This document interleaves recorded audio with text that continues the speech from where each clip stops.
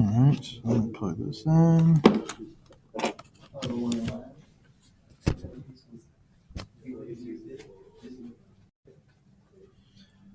And this should be on this.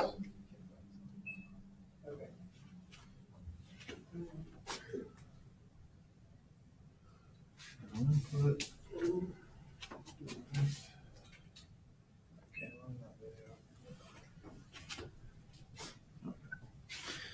And I need to drag this.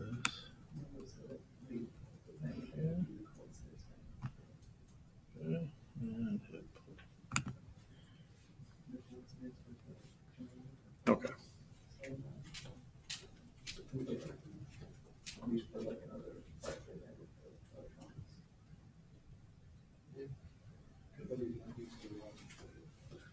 Oh, okay.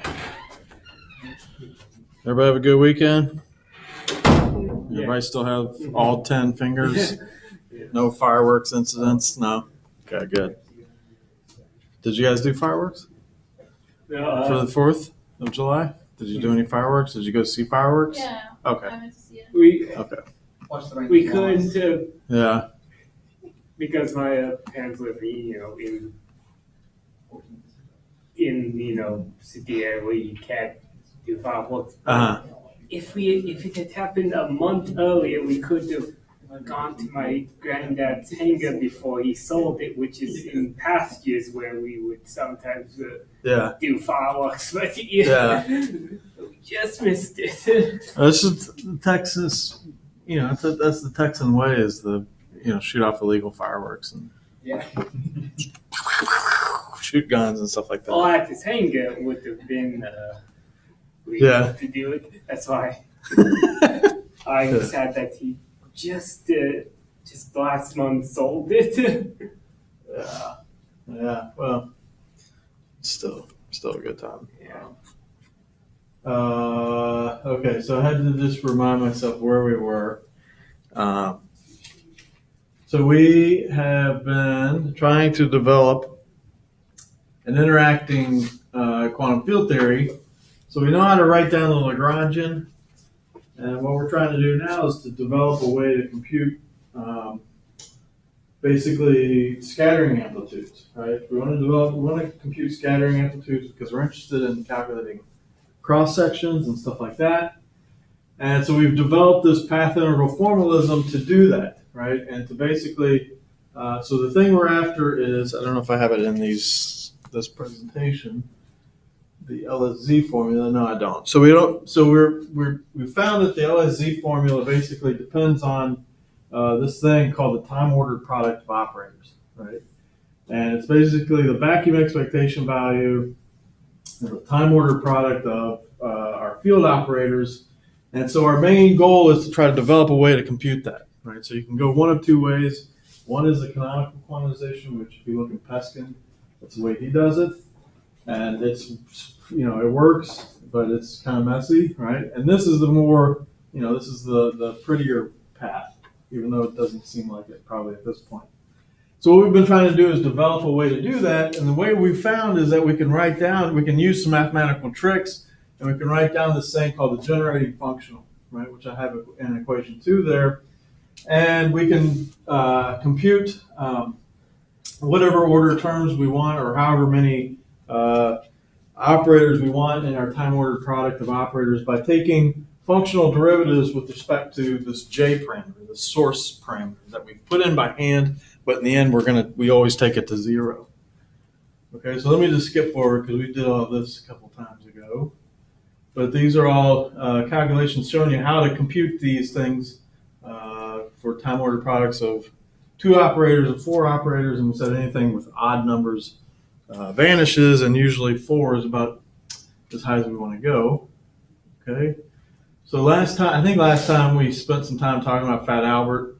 And we talked about, so what we were after was trying to compute, what were we after? We were trying to compute this guy. So this is the generating functional for an interacting theory. It's a special kind of theory. It's a phi cubed theory, right? And we'll see that later on that we're working in 6 dimensions, but don't worry about that for now. We're just working with the phi cube theory, and we want to compute this generating functional, right? And you notice first off that the 1 denotes that we're in an interacting theory, okay?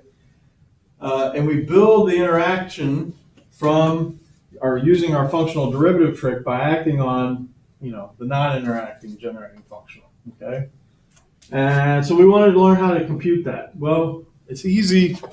It's easier, if we went back to our calculus class. Remember we joked that it was a kind of an advanced calculus class, but calculus none the same. And we used some tricks. So we said, what if we were given this integral, okay? And we didn't know how to do, we didn't know how to do it right off the bat, but we could take some approximations and use some tricks. And we could basically get it down to this form where it's 2 exponentials, right? Two exponentials. One is just a normal Gaussian type of exponential. The other exponential has some operators in it, some derivatives, okay?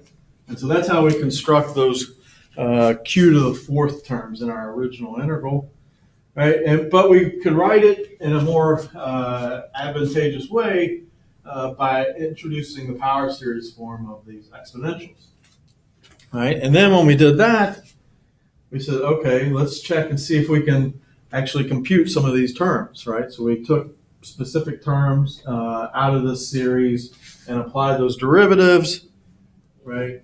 And then we said, okay, we could keep doing this, until the cows come home, literally, because it's an infinite series, right? It would take, it would take pretty long, okay? But we said, wait a minute, there's a pattern here, right? And we said, if we're smart like Feynman, we would see that pattern, and we would note that we could actually represent terms in this expansion by writing down diagrams, writing down pictures, right? And giving these pictures, so these pictures would be made up of different parts. They'd be made up of vertices, they'd be made up of propagators, they'd be made up of loops, and so on and so forth, okay? But the main factors that these guys are made up out of are in this box, okay? So they're made up of lines and vertices.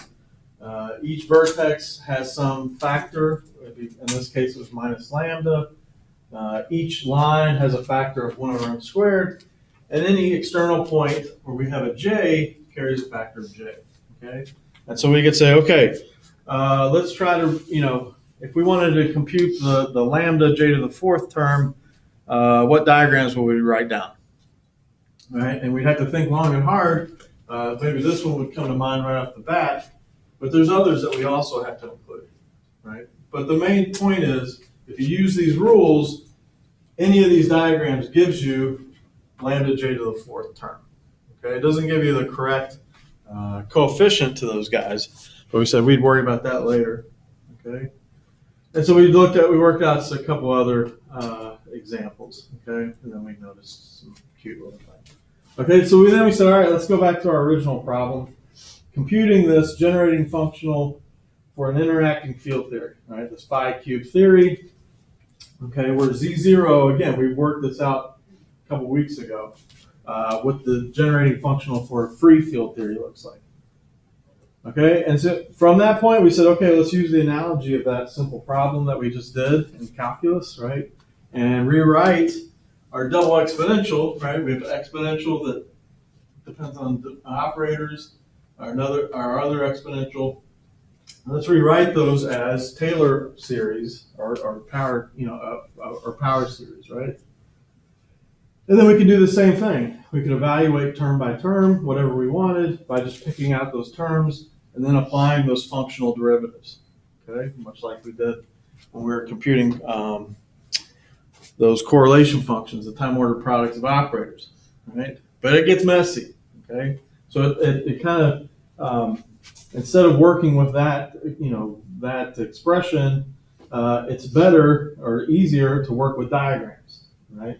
So in other words, what we do is we work the opposite way. We start with diagrams. Okay, we start with diagrams and we say, okay, I mean, this thing is really what we're after, right? We've used all our rules of math and field theory and all this stuff to get to this point, right? But now it's gotten hard, right? We don't know how to compute this. So now we want to try to go to an easier way of computing this. And so let's try this trick of using diagrams with certain rules, and then we can reproduce terms in that series, right? In that double Taylor series, okay? So we started with some just, picking terms out of the air, right? So I started with, that would be, so the dumbbell diagram and what we call the pill diagram.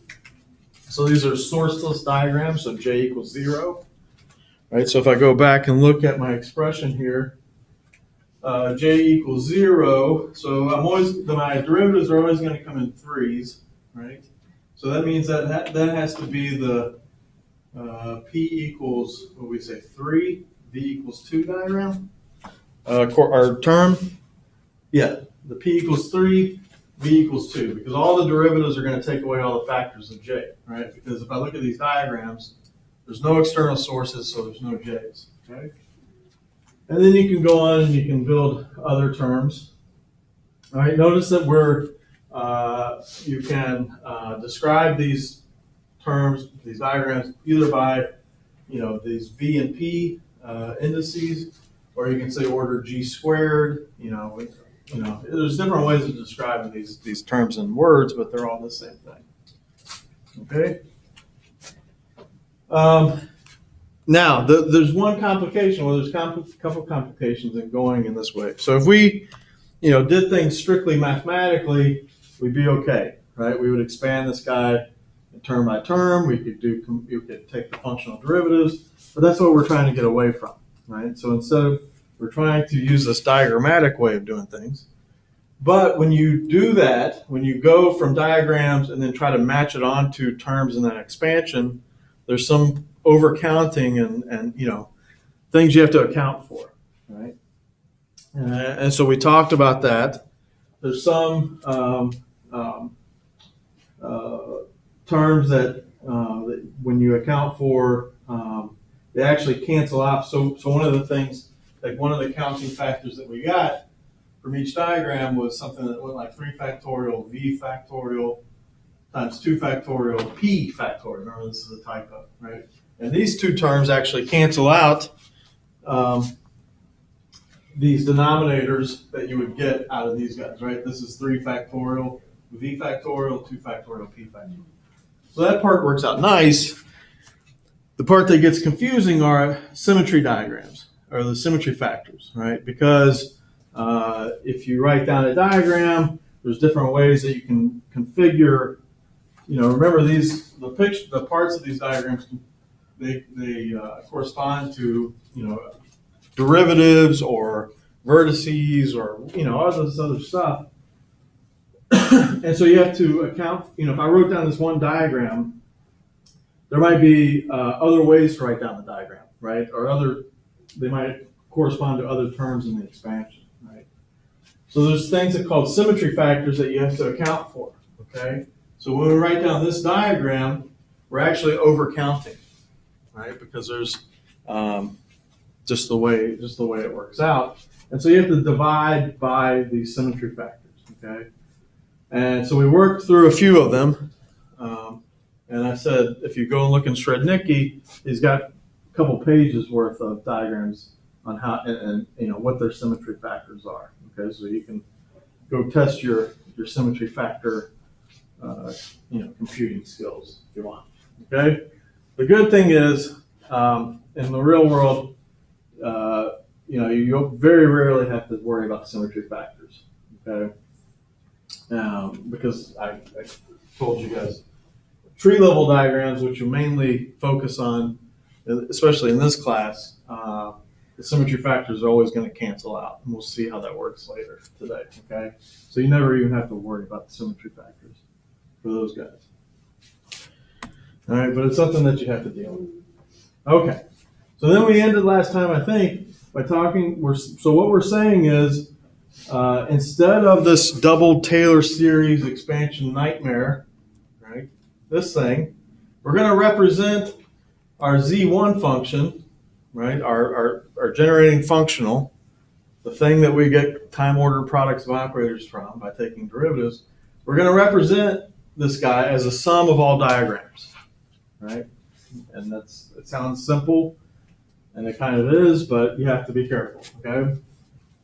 So we talk about what makes up, a general diagram, right? So a general diagram, as we saw, can be connected, it can be disconnected, right? So let's go back a little more to here. Okay, so look at this middle block here, right? So these are two diagrams that correspond to this term, right? One is what we call fully connected, or one is called connected because I can get from one endpoint to another endpoint by tracing along lines, right? So this guy would be connected. This guy is at the same order, but it's what we would call disconnected because it has a point over here that I can't get to from this diagram on the left. Okay. So we said, in general, diagrams are made up of products of connected diagrams, right? And sometimes those parts, those connected sub-diagrams are identical, so you have to account for that. There's combinatorics at work here, right? So you have to account for that. So each diagram is going to be made up of a product of connected diagrams. Each connected diagram can have its own symmetry factor. But then there's also a symmetry factor of the overall diagram, okay? All right, which is represented by S sub D here, okay? So we said, well, what's S sub D? We worked it out. It works out to be Ni factorial, product over the i's, okay? So then we plug that back into our original expression for D, okay? See, and so here we get equation 33, okay? And then, okay, so I've got, what a general diagram is. And now I'm applying this idea that I'm going to represent the Z1, the generating functional, and interacting field theory. We need to come up with some acronyms or something because it just gets old, same shit over and over. But anyways, this thing is going to be, we're going to represent it as a sum over all diagrams. Okay, don't worry about the proportional part yet. All right, but we're going to represent, it's going to be proportional to the sum over all these diagrams. Okay, and if I take my expression from my diagrams and I plug it in, and then I use some mathematical tricks like, so I plug it in, and then I say, oh, well, these guys commute. I can commute that through. But then this thing inside the sum is nothing but an exponential, right? And then a product of an exponential is just an exponential of a sum of its argument, right? And so what we found was that if we do things in a diagrammatic way, we can represent the generating functional, right? Generating functional is not an observable, but we can get an observable from it, okay? The generating functional can be represented as an exponential of the sum of all connected diagrams, okay? And think about where that CI comes from. It comes from, it could be a sub-diagram of a full diagram that corresponds to a term in our double tether series expansion. Okay? All right? Okay, so this is what we have, right, for our generating functional, and now we can take care of this proportional sign, right? Because what do we want? It's all on here, I just realized, but act like it's not there and try to answer my question, okay?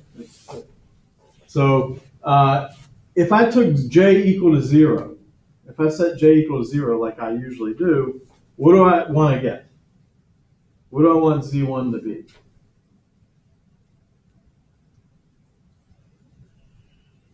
Man, you guys are pretending really well. Okay? If we set J, remember what Z1 is. Z1, remember, I'm just going to be schematic here, is like a derivative of Z0 of J, right? If I set J equal to 0 of Z0, what do I get? What is that? 1, right? And a derivative of 1 with respect to anything is 0, right? Okay, so that's it. That's what I would get, right? But what happens if I set J equal to 0 inside that exponential? Think of it in terms of diagrams. those diagrams, CI, can be, so let me again be schematic. They're going to be made up of all connected diagrams. Right? What's one connected diagram that has no sources? That's one, right? I could come up with others, right? I could come up with like this. I could come up with craziness, you know. We call this the baseball diagram. Put a little curve into it. Okay. I could come up with the basketball diagram. But then, anyways, I'm just joking. But these are all diagrams that have no external sources, right? So if I set j equal to 0, I want z1 to be 0, right? But if I set j equal to 0 here in the expansion diagrams, this is not 0, right? These are going to give me some numbers, right? So what I need to do, in other words, and to fix that proportional sign, to make things correct, is to say that all these vacuum diagrams, remember these guys are called vacuum diagrams? These vacuum diagrams, I just set to 0. All right, they make no contribution. Okay, and I had to set that I'm setting that by hand, but it's not going to affect the physics. Okay. So is it true for any case like j is not equal to 0? No, just from the beginning, you set these, because in the end you're going to set j equal to 0, right? In any case, whatever you're computing, right? But no, for j not equal to 0, yeah, these would still be there. But when you set j equal to 0, they you want them to go away. You want their contribution to go away. Okay, but they wouldn't. That's the problem. Does that make sense? What I'm saying? This maybe. Yeah. Okay. J equal to 0, it means that There's no so this. we don't have any particle, and at last we also don't have any particle. But in the middle we can have some. Well, don't even think about it in terms of just right now, just purely mathematically speaking. So these would be my vacuum diagrams. These would be my j equals 0, right? And there would be other ones, but then there's going to be j equal 1 terms, and they're going to have one external source. All right. So I could add on. To each of these diagrams, I could add on an external source. All right, and these would be my j equals 1. So can we interpret that as the creation of the quantity? Yeah, you can. Yeah, we haven't gotten quite there yet, but yeah. Mm-hmm. So this is particles basically popping in and out of existence, right? In the vacuum. That's why they're called vacuum diagrams. Okay, but we don't want those to affect the physics, and they would if we didn't account for them and drop them from the beginning. Okay, so that makes sense. It's a lot of hesitation, like. It's okay. It's okay. It's maybe one of those things that just it doesn't make physically it's hard to make sense in your brain. Mathematically or functionally, you want these diagrams to go away, right? Because if they don't, then you don't get the correct behavior. Okay. Is this infinite contribution? Oh yeah. Remember, this is a representation of that double Taylor series thing, right? Which are infinite expansion. Okay, there's different ways of organizing it. So right now you could organize it like this, right? Or you could organize it as a Taylor expansion and the couplings. There's different ways of organizing it, is what I'm saying. But the best way for us right now is to organize it in terms of external sources, number of external sources. Make sense? Kind of. I mean, I think of it as a arbitrary point of defining the potential energy. It can define. Yeah. That's what yeah, physically, that's why you can get rid of these. Right? These are the guys that are going to give you contribution, infinite contributions to the energy, right? And so you can always get rid of these guys from that kind of argument that we can only measure relative energies. Okay? That's why, physically, that's why you can get rid of them, right? Kind of functionally, we get rid of them because we want our generating functional to have the correct behavior. But we know that it's not going to affect the physics because of what we're saying, that we can only measure relative. Okay. Okay. All right. So that's good news. Okay. So now we have a generating functional, okay, that we can, we have a generating functional that we can put an equal sign for an interacting theory. And we just know that when we can write it in this way. So equation 36. So when you see the generating functional written down, you'll see it written down in almost all textbooks like this. Okay, where this W1 function, you put in this factor of I, and we'll see why later on. You put it in by hand, okay? And then you also, for your sum, so you're defining W1 to be the sum over Ci, right? But you denote this the sum as being over I, but not including 0. And 0 meaning not the sourceless diagrams, the vacuum diagrams. Okay, so that's how you go from that proportional sign to that equal sign. Okay, is because buried inside the exponential, you're saying my sum is over all connected diagrams, but not including the vacuum diagrams. Okay? All right. Okay.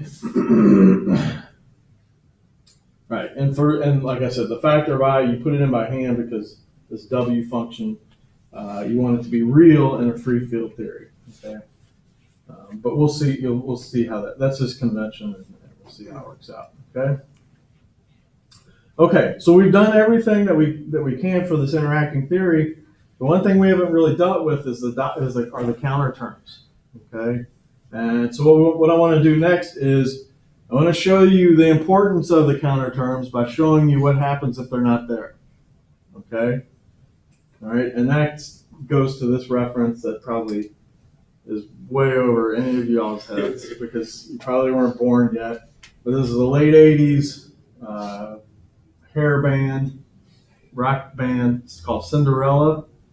They had this song called "You Don't Know What You Got Till It's Gone." Okay, so that's my theme for the next few slides. Has anybody heard this song before? I listened to it on 98.7. Okay, but I wasn't familiar with the band's name. Okay, yeah, they were they might have had more than they were maybe more than. My mom raised me on classic rock. Okay, all right, so all right. So I'll put the video. I watched the video before I came over here for kind of for inspiration, and it's classic 1980s hair metal power ballad. It's a power ballad. Okay, so this pouty looking guy here, he's playing the piano like on the edge of the Grand Canyon. And there's a guy playing guitar next to this water side. It's really dramatic and really. You just have to see it to believe it. And it's hard to believe that, like, when I was in high school, that was considered cool. But anyways, okay. All right, so let's consider what happens when we don't have counter terms, okay?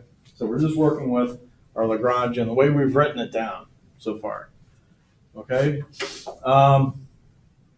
And as a specific example, let's consider the case of the vet. Okay, so here we're getting ready. We're putting all our machinery together, and we're going to actually compute something, okay? So I have a time-ordered product of one operator. So I can do away with the time-ordered operator, that T, okay? And how do we compute it? Well, we write down the Z1, the generating functional in the interacting theory, and we take one of these functional derivatives. Remember the factor of 1 over I always comes along with those guys, right? And then in the end, we set J equal to 0, okay? So I take Z1 and I plug in my expression from the previous slide, right, which goes like exponential I W1, right? And W1 doesn't really have a cool name. I don't know why, but there's no name. I've never seen a name for it. So I'll just call it the W function or W, okay? Or W, since we're in Texas. So the W function, where was I? All right, so I plug that in. All right, I take a functional derivative. I know that W depends on J, okay? So it's going to pull out a factor of W. And then what I'm left with is what? So I have, so I got the second line. What am I doing here? So the factors of I cancel. That's easy. Cherry pick that off. And going from here to here, I know now that this derivative is acting on this guy. I don't know exactly what this is, but I know that when I set J equal to 0, what's going to happen to this exponential? I'm going to get 1, right? So I can just go ahead and drop that. Okay? So this is what the VEV looks like in terms of my W function. And the W function we can trace back to a sum of all diagrams. I'm just going to keep saying it. Which reminds me, I had in my thesis, in my dissertation defense, which was like 2005, so like the height of the W era, I had this picture of George W. Bush, like in my thesis, my defense, and I was talking about how important quantum field theory is, and I had a picture that I'd photoshopped, and it's like so badly photoshopped, but it was a picture of George W. Bush like this, and I put Peskin in his hand. I'll have to bring that out. I've got it somewhere. It's pretty funny. But anyway, that was obviously photoshopped. Yeah, yeah. Because the whole thing was there's this picture of Tony Blair standing in front of, at that time, he was prime minister, standing in front of this poster about the Higgs, right? And I was talking about how important, because my thesis work was on the Higgs, and so I was talking about how how the Higgs is important, in everyday life and whatever. And so I showed this picture of Tony Blair, and I said, not to be outdone, I said, our own president is, really into it. And then I flipped to this picture, and it's him holding the. Anyways, it was in Florida though, so that was kind of you get a mixed reaction. I'm sure here I wouldn't do that joke here. I can with you guys because I know. Oh shit, this is being recorded. Anyways. Okay, so we've got our VEV, and it's written in terms of a generating functional of this W function, okay? But this W function we know is a sum of all diagrams, okay? And the sum of all diagrams, the only things that are going to be left out of this guy are going to be the diagrams that have only one source. And why is that? Because why? If I wrote down all the diagrams that contributed here, right, and I know that I have this one functional derivative, right, but then after I take this functional derivative, I'm doing what? Setting J equal to 0. So I could write this out. I could have terms here that have 2 external sources, 3 external sources, so on and so forth, right? But when that functional derivative hits those guys, it's going to take off, it's going to basically cut off one of those sources, right? And then I set J equal to 0. So any sources that are left after I take that derivative are gone, right? So when I write down the diagrams that contribute to this guy, I might as well not even bother writing down the J equals 2 or J equals 3 diagrams, right? Because they're not going to contribute, okay? So we'll see that later on. Okay, you can do the same thing when you consider 2-point or 4-point or whatever, however many point functions you want to do. Okay, so what diagrams do we have? Okay, so well, the diagrams that we have are, lowest order would be this. So it's lowest order in this coupling G. It has one factor of J. Right. Here's my next leading terms, right, that have only one source, and I see that they come in at G cubed. Okay, so there wouldn't be any G squared diagrams. And you guys see how it comes in G cubed, right? Remember how to count the vertices? So this is 1, 2, 3 factors of little g. Okay. All right. All right, and like I said, we're always going to be working under the assumption that these couplings are small. Okay, that's the basis of how we compute things in quantum field theory and interacting field theories. We always assume the interaction's small, right? So we can use perturbation theory. Okay, so for the time being, let's say these terms are really small, so let's just drop them and worry about this first diagram here. Okay, and okay, so this diagram, right, corresponds to what in our original double Taylor series expansion? So how many propagators do we have? We obviously have one J, right? And we have one vertex, right? And we have 2 propagators, okay? So that seems to tell me that I'm in, the term that I want is V equals 1, P equals 2. Okay, and to see that that works, V equals, somebody remember that, V equals 1, P equals 2. V equals 1 says that I'm going to have 3 functional derivatives, right? And I have one factor of G, so that's good. P equals 2 is going to give me what is that right? P equals 2 is going to give me 4 factors, right? 4 factors of J, right? And so I've got 3 functional derivatives, 4 factors of J. It's going to leave me with 1 J, which is what we want. Okay? All right. So keep that in mind because we're going to go write that term down. Okay? So let's do that. Okay? So now we have this diagram and we know what term it corresponds to in that series. Okay? So let's write down the contribution from that diagram. Okay? And we can do it using our rules, right? Our Feynman rules. Okay? So what do I have? I have, and I don't want to go all the way back to,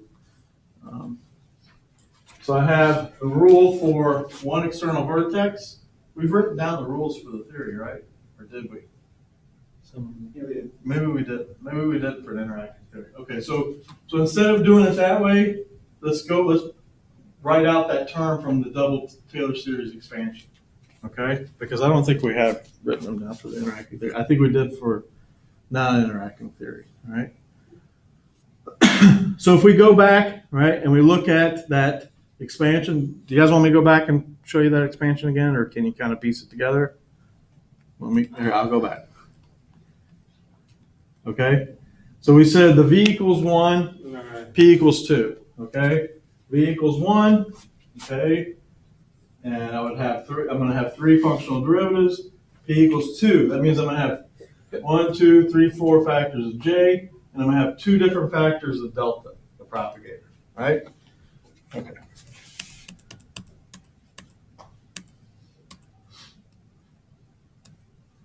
All right? And so that's what it is. Okay, so this is what happens after the smoke clears, after I've plugged in everything and I've taken my functional derivatives. I've got 1 functional derivative left. All right, but you see what? You see my 2 factors of delta, the delta's there. Right? Bless you. And I see that there's 1 J left over. Okay? All right, let's see, make sure we're on the same page. All right, because I'm computing this guy. This is the guy, so that functional derivative that's left over is this guy. All right, this guy, which I get from that diagram, I've carried out all the functional derivatives. Okay, so that's where, so I'm putting this together. The VEV is that functional derivative on that W function, right? And that's what that W function gives me from that one particular diagram. All right, and you notice a couple things of, you know, there's some steps I've skipped. Okay, obviously I've taken functional derivatives, but remember when they hit stuff, they give me delta functions. Okay, so I've applied some of those delta functions and I've whittled it down to basically two intervals. Okay, one over x prime and one over what I call y. Okay, and what else do we see? Oh, we see a prefactor of 1/2 because the symmetry, this diagram has a symmetry factor, right? So this is the first chance that we get to use our symmetry factors knowledge, right? And it's a factor of 1/2 because why? Because I can take this propagator and flip it, right? But that would be the same thing as switching the derivatives coming from this vertex. Remember, the vertex has the three factors of derivatives. Okay, so that means that there's a factor. It's a symmetry factor of 2. So I have to divide by that. So that's where that factor of 1/2 comes from. Okay. All right. So now I can finally take my functional derivative. What's it going to do? When this functional derivative goes into this integral, it's going to hit that j of x prime. It's going to give me a what? What's it going to give me? I need a freaking stick. Here. When this guy comes in here and hits this j, what do I get? Not necessarily. Look at the arguments. You get a delta, right? You get a delta in x prime, right? So that delta you can use to get rid of this integral, this x prime integral. Okay, so if I come down to this line, I see x prime has been set to x, and that's about it. My j is gone. Okay. All right. Everybody good?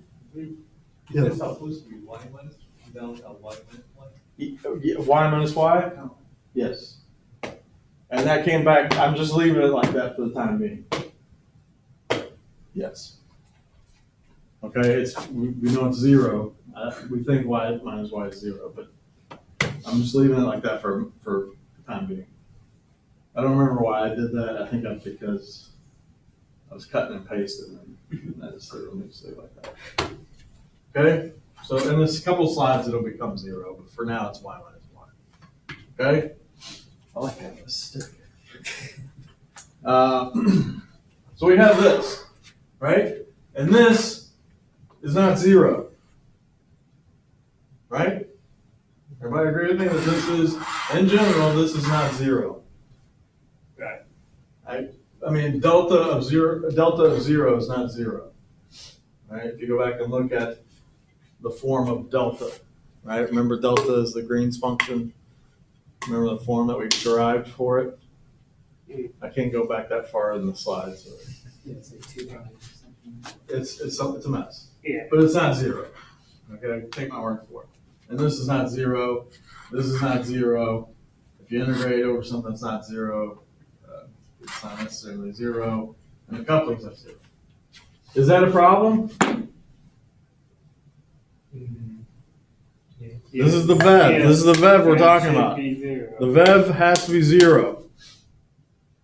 Right? Right. The VEV has to be 0. And it's not. Okay? So we've screwed up. Right? We need to put in those counter terms. Okay? We have that freedom. I hurt my hand. We have that freedom to what? To do two things to the field. One is to add a constant. We can shift it, and we can normalize it. Right? We can play with the normalization. Okay. So we need to do that. Right? And when we do, we've seen that when we do that, and we put everything together, there's this way that it comes out. Where you have these counter terms that are usually denoted by z's, right, or z's. Okay. But then we had that one lone term. It was kind of weird looking, and it looked like Y5. Right? There was.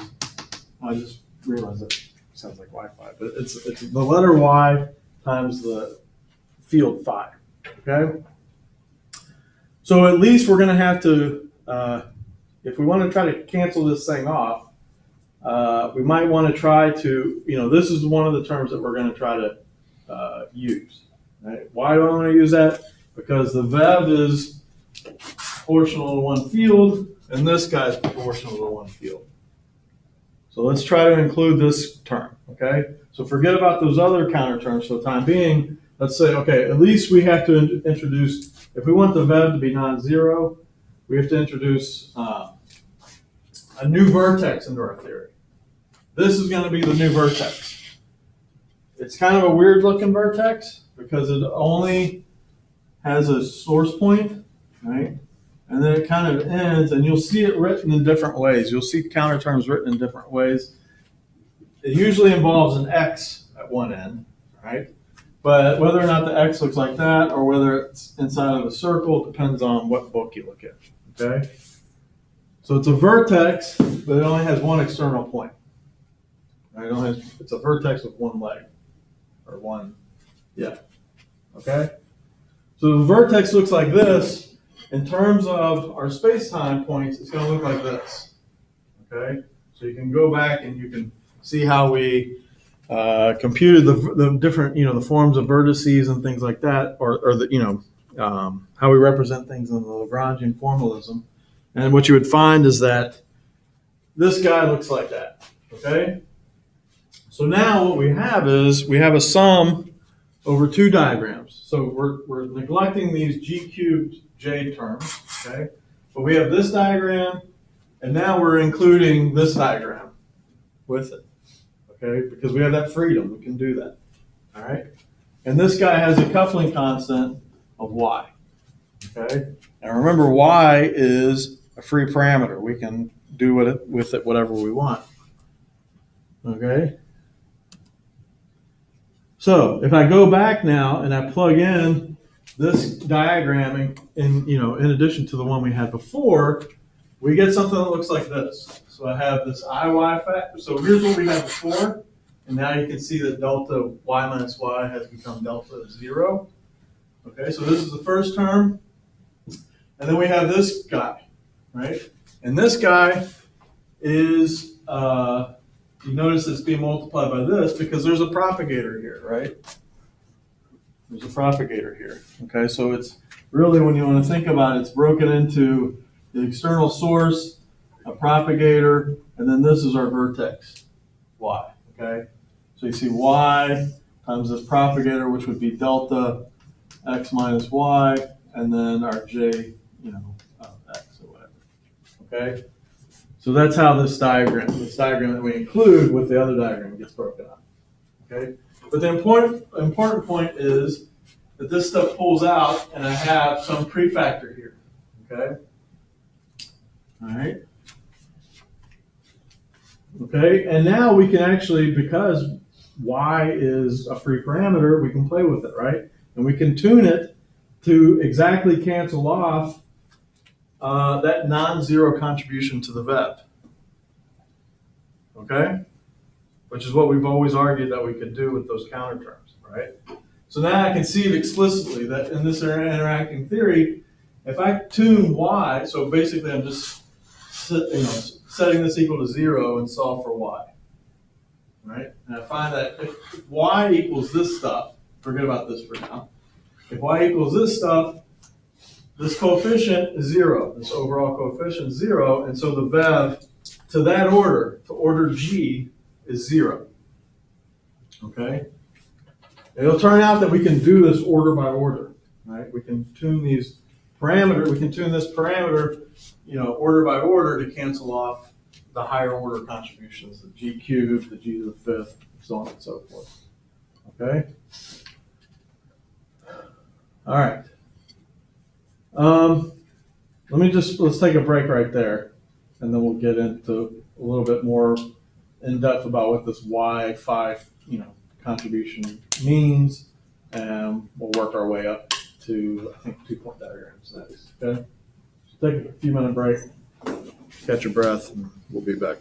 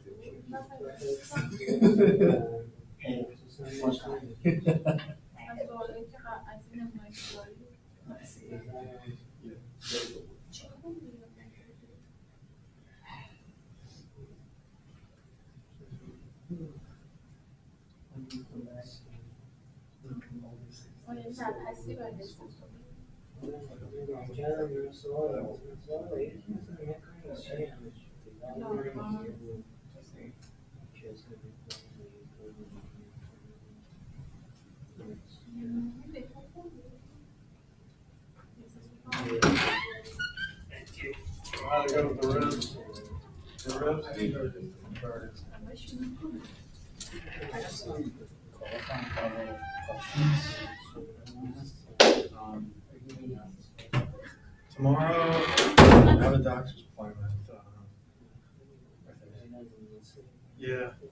Let's do, catch me Thursday. I'll come in. Yeah, because I don't have to teach these kids this week. Yeah. I'll try to answer. I don't know if I can.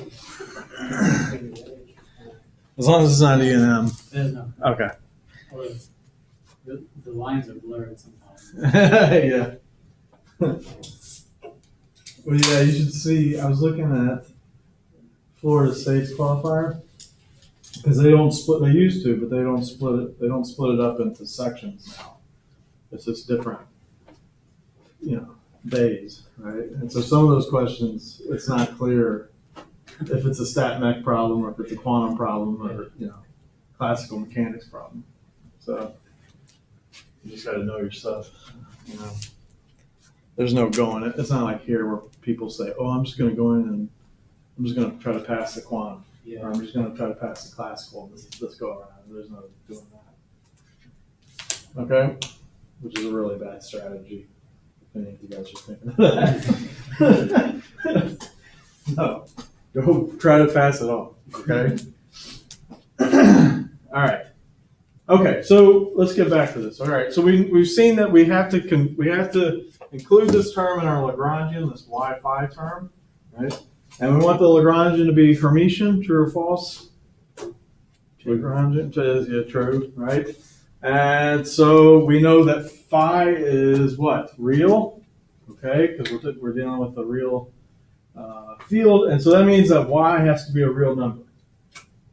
Okay, is that important? Let's see. Okay,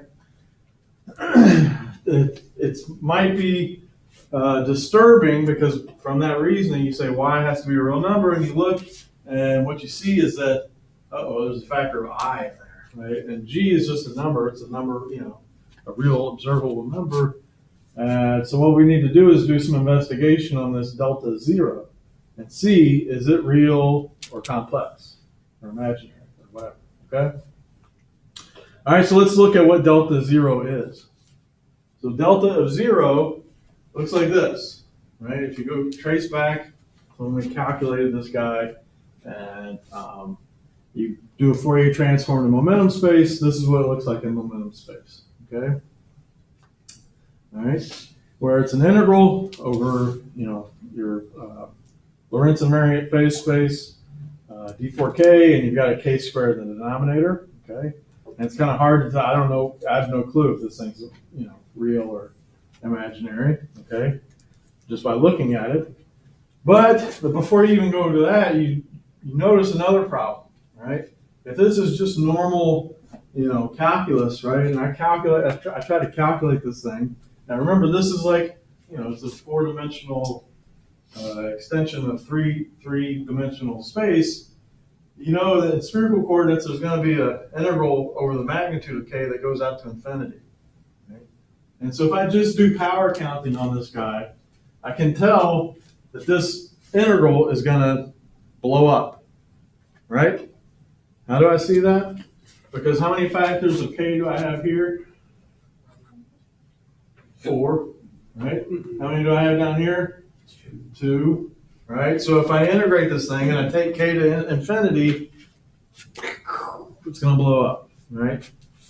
Okay, so that's an even bigger problem, whether or not this thing's real or imaginary, but we also have the added problem that it might be divergent, and just on the surface it looks like it is, okay?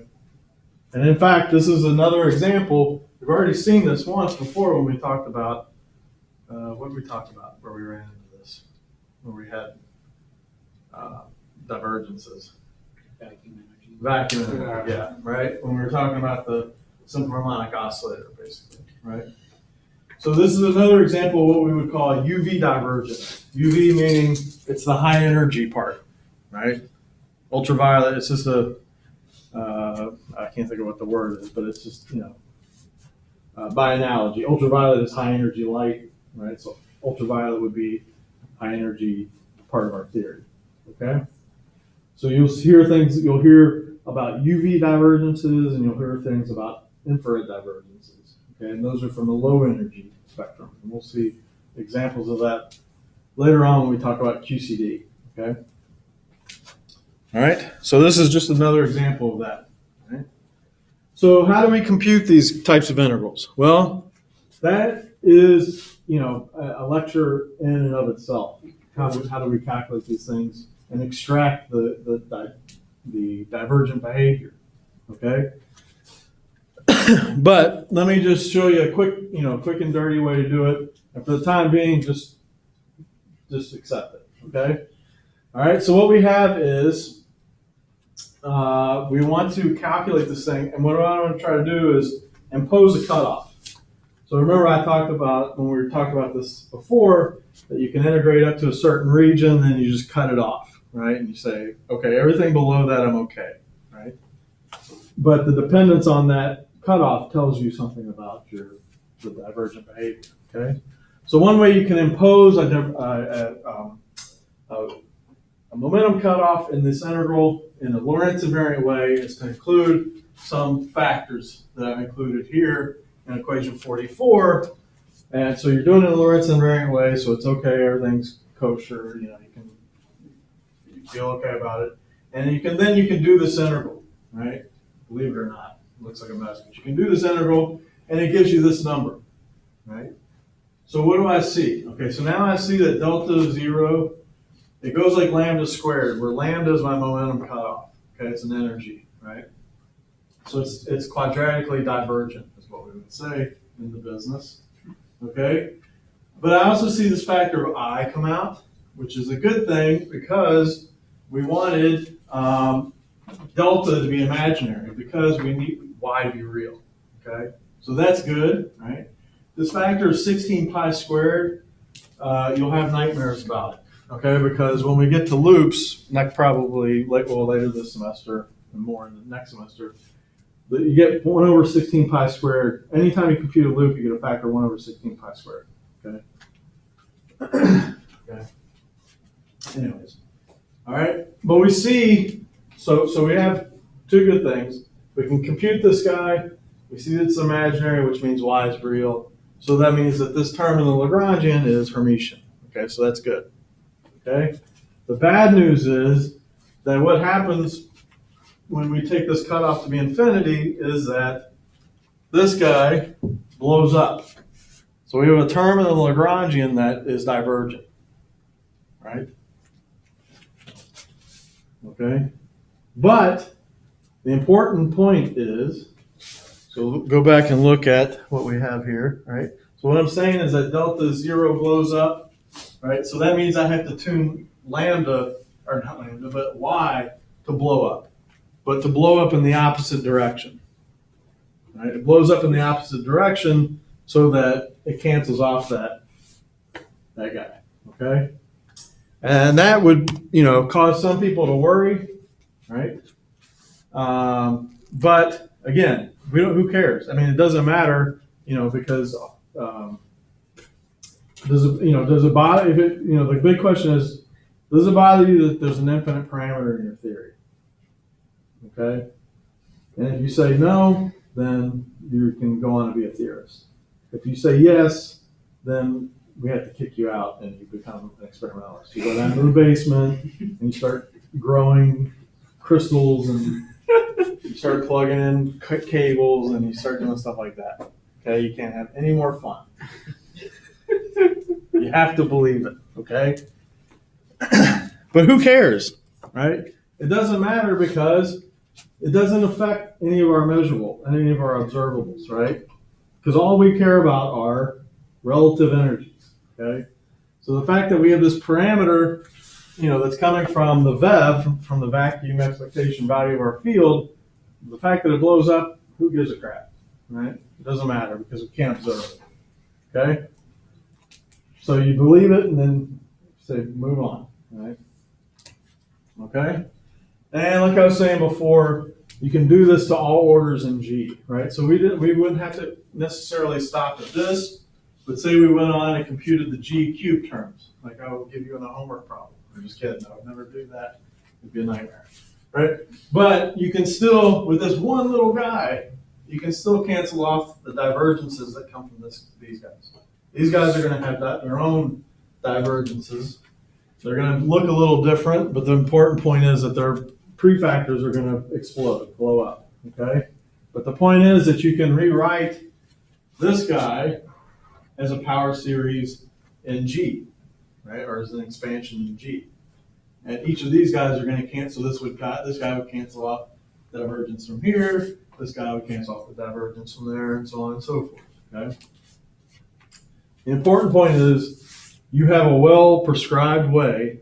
We haven't done anything crazy. All we've done is, use our freedom in the Lagrangian, within the Lagrangian, to rewrite our field to come up with this new term. And this new term can cancel off, because it has a free parameter, it can cancel off anything we want it to.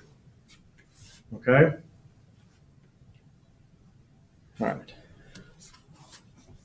Okay. Okay, so we can do that for every theory we write down, right? We can go off and write all kinds of theories and do the same process. But when you go back and you look at the contribution or you look at the form of this diagram, which is basically, let's see, okay, so it would be basically equation 42. Okay, so so forget about the y for a second. So equation 42, right? That term is just a number. This is just a number multiplied by an infinity, right? The infinity multiplies everything, is what I'm saying. So there's no infinity multiplying a number plus another number. Okay, this is going to be the situation later on. Okay, so we have a choice when we dial these parameters, these counter terms. We have a choice of what do we want to cancel off. Right? Do we want to cancel off the whole diagram, or do we only want to cancel off the infinities? Okay, and those are called different schemes, and we'll see how those work later. But the important point is in this VEV, the whole, the term that the only term is an infinite term. Okay, there's no extra pieces, right? And so in this case, all we're getting from these diagrams are infinities, right? So when we tune y to cancel off those infinities, we cancel off the whole diagram, right? The whole diagram is just an infinity, okay? And so that means that from the beginning, we don't have to go through this stuff. We could just drop any diagram that has a single source, right? That's where these diagrams are coming from, single source diagrams, right? And so you can come up with a general rule that says, you know what, I'm going to ignore any diagram. So first, we're already ignoring no source diagrams, right? The vacuum diagrams, right? But in this case, we can even ignore diagrams that only have one source, right? Why? Because we've seen that once we include this counter term, it's going to cancel off this whole diagram, okay? And so our general rule is like this. So it says ignore any diagram that, when a single line is cut, falls into two parts. One which has no sources, this guy, and one which is just a single source. Okay? So any diagrams that look like that, right? So I could think of, extending this diagram by adding extra crap onto it. So I could have that diagram like this, and then I could start adding stuff onto it, right? Go here, I could add on more loops. I could do all kinds of crazy stuff, right? But as long as I can cut this one line and it cuts into a diagram, or it splits into a diagram that has no sources, I can drop that, because all this stuff would be canceled by our counter term y. Okay? And these diagrams, not necessarily these diagrams, but these diagrams that look like this are called tadpole diagrams. And so I remember I put this picture in because I was talking about tadpole diagrams, and Sepide didn't know what a tadpole was because it's a baby frog. That's what we call baby frogs, tadpoles. Before they grow their legs. Yeah. So it was just lost in translation, because I was talking about tadpoles for a long time, and she had no idea what I was talking about. Finally, one day she asked me, "What is a tadpole?" I was like, "Oh my God, I'm so sorry." So I put this picture in there. Yeah, the little.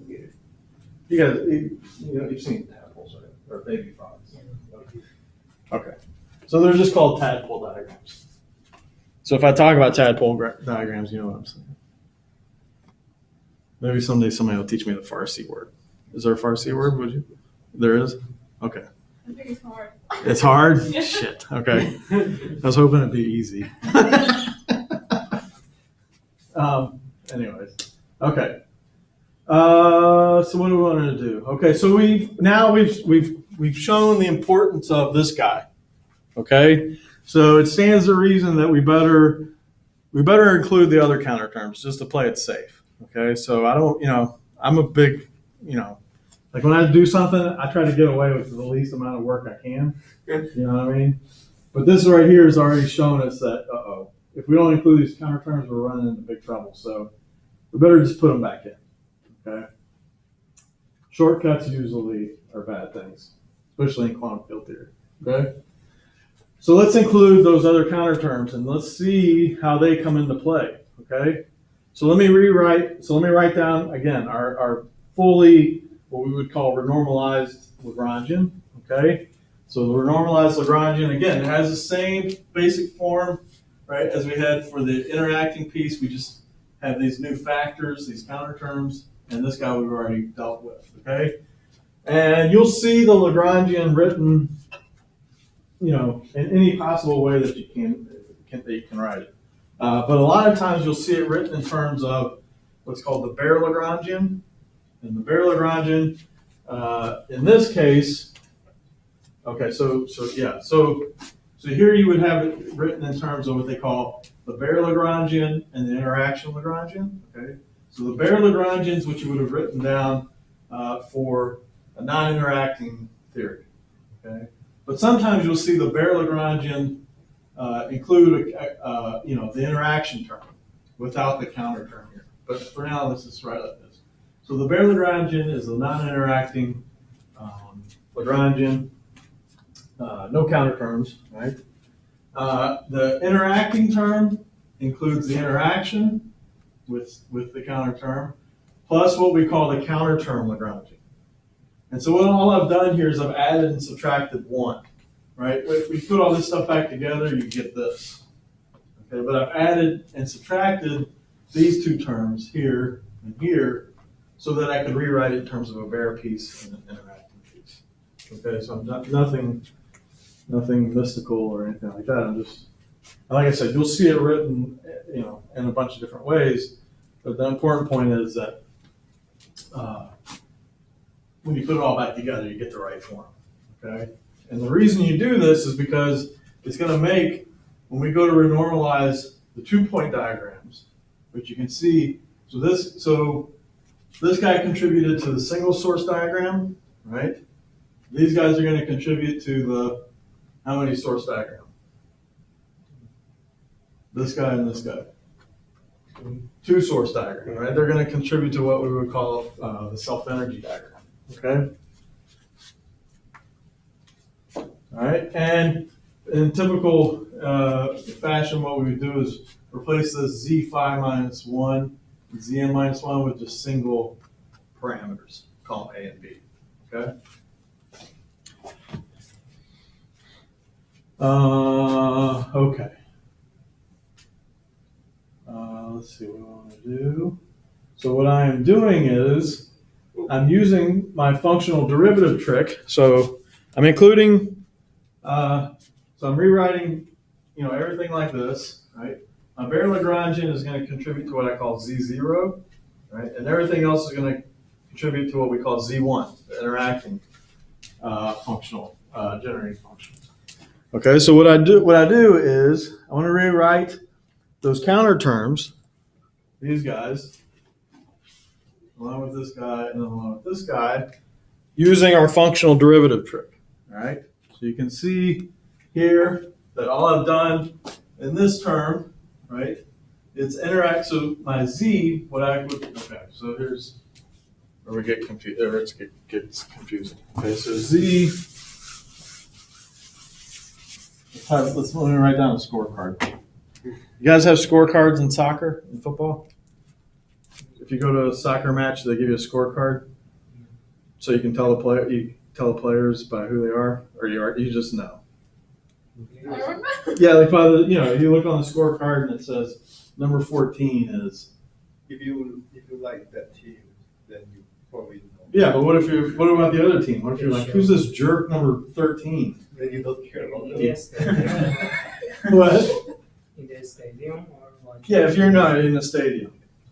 So in baseball, when you go to a baseball game, you get a scorecard. And that way, when you're watching the teams, you can say, oh, yeah, that number 6 sucks. What's his name? Oh, yeah, it's Chris Jackson. No, so that's what so you don't have scorecards in soccer matches. I don't think. No, okay. All right, so a scorecard is you can put the name with the number, okay, so you know who they are. All right, so let's write it down the scorecard for these Z's because it's going to get confusing.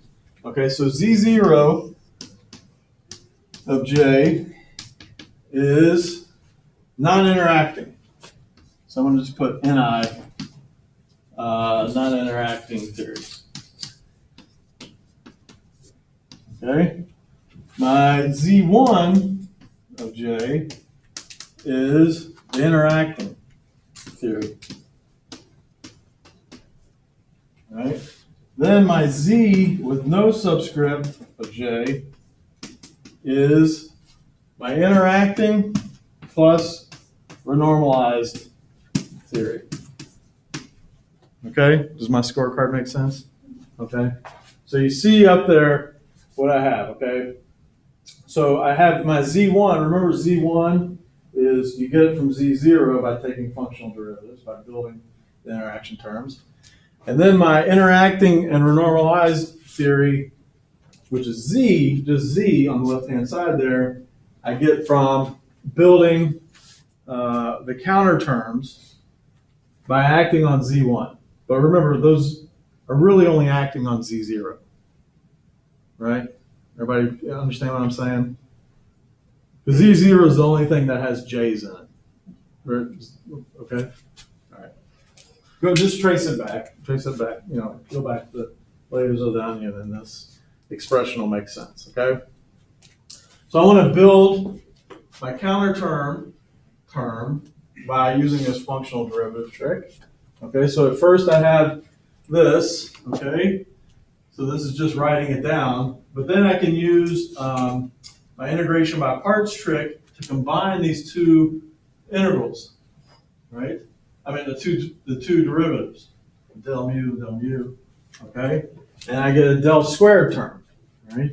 And you say, wait a minute, where did that x come from? It's because there's no time dependence, right? There's no time dependence in any of those things, so I can go ahead and drop the del t squared term, right? So remember, del squared in general would be something like del t squared minus del x squared. Or so del t would be like d by dt squared, and this would be like minus, shit, you guys got to remember what it's called? Laplacian. Okay? So I'm using shorthand notation here. For del x squared would be del squared. Big del squared. Okay?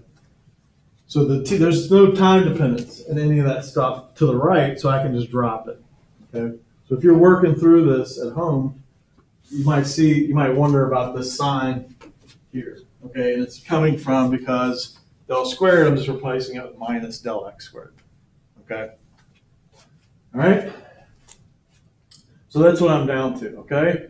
And what this represents, what it looks like, if you think about it, it's just a new vertex, right? It's like remember we wrote our vertex, our phi cubed. You guys notice as the lecture goes on, I cuss more and more. Yes, I did. Remember, we wrote our vertex before, so our phi cubed vertex, there's no way I'll get all the factors, right? But just remember, it goes like del j cubed, right? And it operates on z0 of j. Okay? And what I have here, it looks like what? It looks like something that is a how many point function? Or how many point vertex? 2, right? It looks something like exponent delta j squared. It's acting on Z1, but like I said, Z1 is this stuff, right? This is really Z1 right here, right? The vertex function being built, right? So really this, I could write it as Z0, if I wanted to, right? So that term looks like a 2-point function, or a 2-point vertex, right? And it's a 2-point vertex that has a coupling factor, if you can think of this as a coupling factor, that looks like this. It's a little weird because it has this del squared in here and it's underneath this integral, right? The B part I could pull out, but it's just, traditional that we keep them together, okay? All right? Okay, so we have a new vertex that we can include. All right, so when we go to compute things like the 2-point function, right? So like we did for the 1-point function, if we go on and compute the 2-point function, right? So if I want to compute this guy, let me put a blob here. This is the general way that we'll denote a full 2-point function. All right, so if I write this in terms of diagrams, I'm going to have just a single line, right? But then in our 5 cube theory, I'll have diagrams that look like this, right? Right? Mm. And if this diagram, if the single source diagram with a loop gave us a divergence, what do you think this one's going to do? It's probably going to give us a divergence too, right? Because that same type of integral structure, remember the integral is what gave us that divergence, right, on this guy. Here we're going to have the same type of integral, and so we can expect that maybe we're going to have the same type of divergence, okay, or divergent behavior. And so what we would do is we would include, along with diagrams that come from our normal theory, we would include the vertices or diagrams that come from this type of vertex. So this guy would give us a counter term that looks like this. Okay? And so this guy, this coupling constant is going to have, it's going to have contributions from A and B, right? And so if this guy has any divergences, we can use A and B to cancel off those divergences. Okay? It works the same way, it just gets more complicated because we've got more pieces, more pieces to keep track of and stuff like that. But it works the same way. Okay. So what I did on this past couple slides is just get to the point where remember when I wrote down the y vertex, right? I said that this guy, right? That if you have this term, I erased it. If you have the y phi term in your Lagrangian and you trace that back and you go back and plug it all into your into the action and all that other mess, you would see that you would get a vertex that looks like this. Okay, you get some term, some rule that tells you that there's a vertex that looks like that. Okay. So what I did on this past few slides is just work out the contribution from those other counter terms, the ones that multiply the kinetic term and the mass term, right? These two guys. We'll worry about this guy. This guy is a beast of its own, okay? And we'll worry about that later. But for now, let's worry about these two terms, which we kind of, generically call the propagator terms, right? Because they contribute to, this is the propagator, right? The propagator takes us from one point to the next, okay? Everybody good with that? Yeah. Okay, so that actually completes our calculation of this generating functional. Okay, so the interacting and renormalized theory generating function. Okay, and it's beautiful. It looks like that, right? Now, anything I put in a really thick black line, that's really important. Okay, and that's really important because it looks beautiful. Okay. And in words, I'll let you can read it. It's just telling us that the generating functional sum of all connected diagrams, because remember the W function is just a sum over, or it's just like, it's the sum over connected diagrams, right? So it's telling us that the generating functional is basically the sum of all connected diagrams, but we have a couple fixes in there. We have no vacuum diagrams, and we have no tadpoles, right? What is it in Farsi? Just tell me what it is. Oh, God. I told you. Okay. Well, can you say that again? Okay. So none of those. None of those diagrams. Okay? But so we've dropped, so we you notice that if you go back and you look, there was a subscript on W or W, and I dropped that because now we know, when we see this, we know that what it is and what it doesn't include, okay? All right, and so I think I'll just stop there because it's the end of this set of lecture notes. But next time, we'll pick it up and we'll start to see if we can make some physical predictions out of all this mess, okay? All right, any questions about today? No? Okay. If you do, just email me. I don't know if I'll be around tomorrow, but I might be around most of Thursday. If you want to come by and talk about anything. All right? Okay. See you guys Thursday then.